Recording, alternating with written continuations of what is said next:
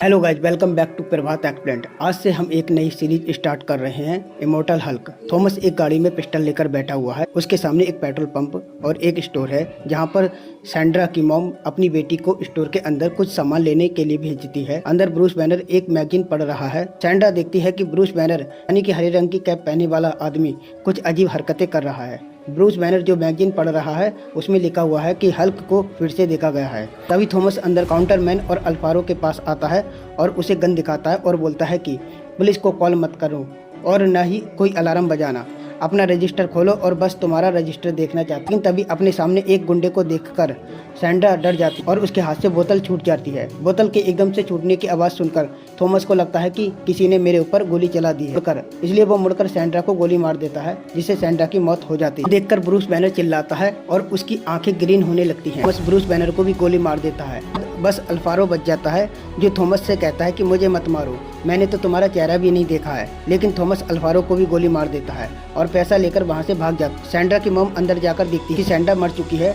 कुछ देर बाद पुलिस वाले वहां पर आते हैं। डिटेक्टिव मैस बोलती है कि हमें यहाँ पर 3 बॉडी मिली हैं, पहली सैंड्रा की, दूसरी अल्फारो की और तीसरी लोकल आदमी जॉन डी की। सैंड्रा की मॉम से बस उन्हें इतना पता चलता है कि कोई ब्लू हुड वाला आदमी यहाँ आया था, लेकिन सैंड्रा की मॉम को उसकी कार का नंबर याद नहीं है। सिक्योरिटी कैमरा से भी उनको कोई सबूत नहीं मिलता, लेकिन इतना तो पक्का है कि वो कोई भी था, वो रजिस्टर चुरा कर ले गया। जिसे सुनकर रिपोर्टर कहती है कि कोई सिंपल पेपर के लिए 3 मर्डर क्यों करेगा। इधर मुर्दा घर में 3 बॉडी रखी हुई है।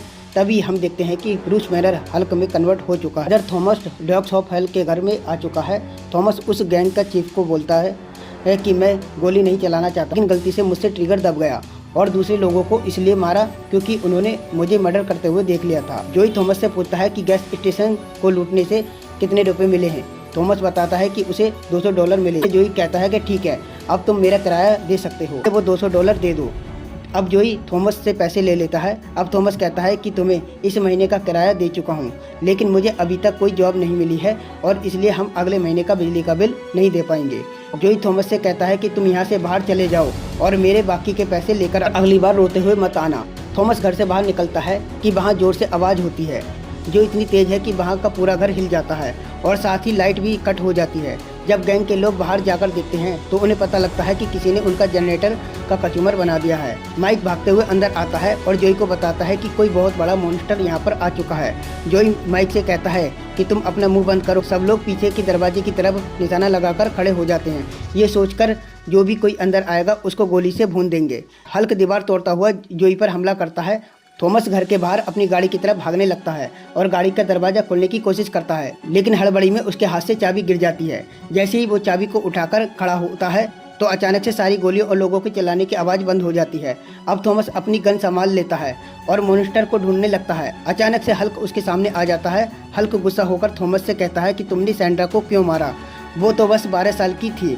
थॉमस कहता है कि मैं उसको मारना नहीं चाहता था। हल्क पूछता है कि मुझे बताओ कि तुम्हें हाथ में गन पकड़कर कैसा लगता है, तुम्हें उस टाइम कैसा लगा जब तुम गैस स्टेशन को लूटने, तुम्हें उस टाइम पर डर नहीं लगा क्या। अब थॉमस हल्क पर गोलियां चला देता है, लेकिन हल्क पर गोलियों का कोई असर नहीं होता। हल्क कहता है कि तुम ये जानना चाहते कि मैंने तुमको कैसे ढूंढा। सुनो, जब से तुमने गोली चलाई है तब से तुम अपने आप से झूठ बोल रहे हो और मैं एक झूठे आदमी को सुनकर ढूंढ लेता हूँ। अब थॉमस कहता है प्लीज मुझे मत मारो, मैं प्रॉमिस करता हूँ कि मैं पुलिस को अपने आप को सरेंडर कर दूंगा। प्लीज, मेरी एक बीवी है और एक छोटी बच्ची है, प्लीज मेरे से गलती हो गई है, तुमने भी तो कभी गलती की होगी। लेकिन हल्क उसकी एक नहीं सुनता है। अगली सुबह पुलिस को पता लगता है कि मुर्दा घर से लोकल बॉय जॉन डी की लाश गायब है और मुर्दा घर की दीवार में एक बड़ा सा छेद है। डॉग्स ऑफ गैंग को पुलिस वालों ने टूटे हुए घर में से पकड़ा है, जो बहुत डरे हुए हैं। एक आदमी थॉमस पुलिस वालों को हॉस्पिटल के पार्किंग में मिला। ऐसा लग रहा था कि जैसे किसी मेट्योर की तरह सड़क को चीरता हुआ आ रहा था। उसकी बॉडी की लगभग सारी हड्डियां टूट चुकी थी। अब थॉमस कोमा में है, शायद वो फिर कभी होश में ना आ पाए, या फिर होश में भी आ जाएगा तो वो शायद चल ना पाए। डिटेक्टिव बताती है कि थॉमस के पास वो गन मिली है जिससे गैस स्टेशन पर 3 लोगों को मर्डर हुआ था। हालांकि हमें यह नहीं पता लगा है कि थॉमस पर किसने अटैक किया था। साथ ही किसी और ने रात में शहर के सारे कुत्तों को मार और वो बहुत बड़े हरे रंग रिपोर्टर बोलती है कि हर तो मर चुका है, उसका तो पोस्टमार्टम भी हुआ था। डिटेक्टिव बोलती है कि जिस लोकल बॉय की बॉडी गैस स्टेशन से मिली थी वो आदमी भी ब्रूस बैनर की तरह दिखता है और वो भी मर चुका था, लेकिन जब रात हुई तो वो गायब हो गया। ब्रूस बैनर मर सकता है लेकिन शहर में कोई और भी है जो मर नहीं सकता है। इधर ब्रूस बैनर अपने अपार्टमेंट में नहाने के लिए वॉशरूम में खड़ा था। वो शीशे में देखकर कहता है कि मैं कोई बुरा आदमी नहीं हूँ। तुम्हें क्या लगता है? नेक्स्ट पार्ट के लिए वीडियो को लाइक करें और चैनल को सब्सक्राइब करें। Thank you.